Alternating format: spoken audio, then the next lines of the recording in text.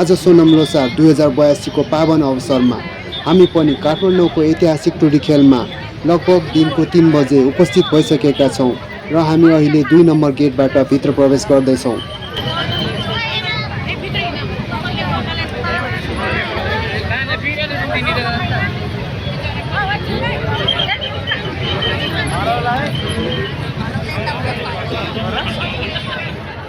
यसैगरी सोनम लोसारको अर्थ भनेको पुण्य शुभफल र समृद्धि बोकेको नयाँ वर्ष हो।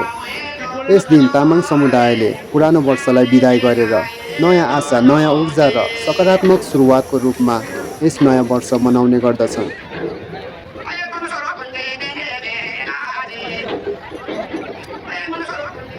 स्पेसली यो दिन खाप्से, बाबरी रोटी, सेल, कुन्डा, लोकल रक्सी, छ्याङ अनि मासुका विभिन्न परिकारहरू देख्न र खान पाइन्छ। के को सेको हो यो? दाजु बुङ्गुरको शुद्ध सरुवा। सरुवा भनेको चाहिँ के हो? सरुवा छ्याङ हो।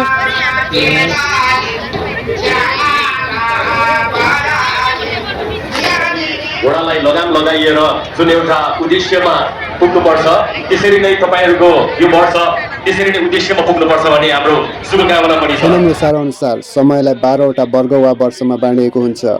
यी वर्षहरू क्रमशः मुसा, गोरु, बाघ, खरायो, ड्रागन, सर्प, घोडा, बाख्रा, बाँदर, चरा, कुकुर र सुँगुर हुन्।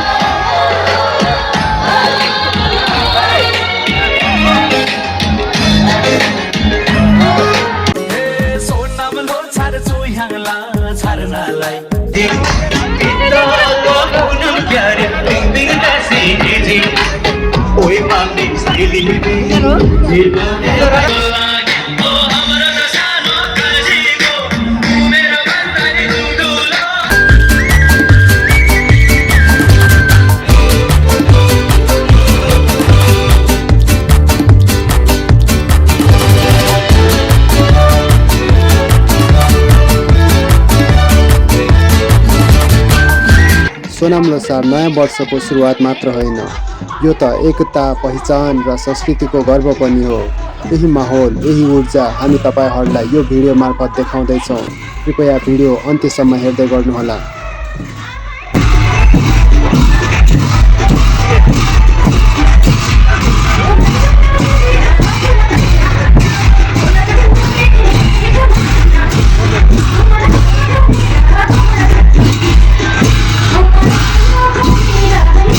आजको दिन हेर्नुहोस्, चारैतिर मानिसहरूको अपार भिड, रङ्गी-चङ्गी परम्परागत पोसाक, खुसी र उत्साह अनि संस्कृतिको अनुपम सङ्गम। टुडी खेल आज साँच्चै संस्कृतिको महासागर जस्तै देखिएको छ।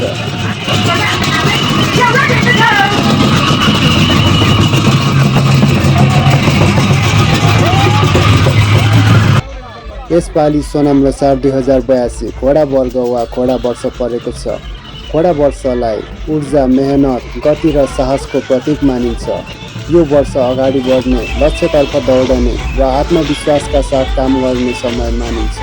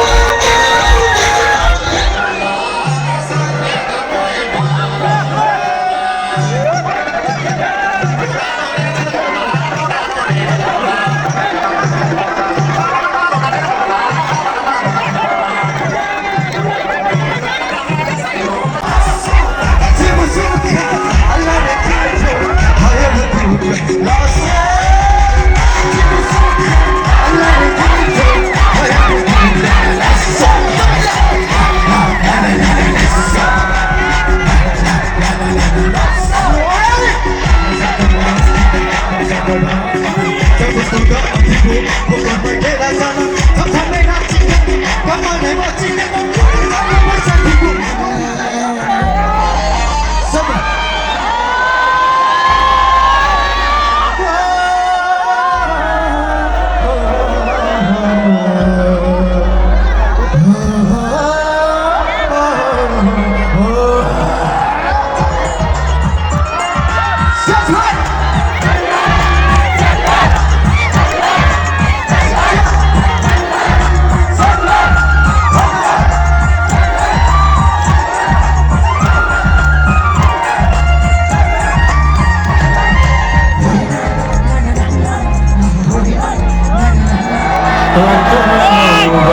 जो मोरन रंग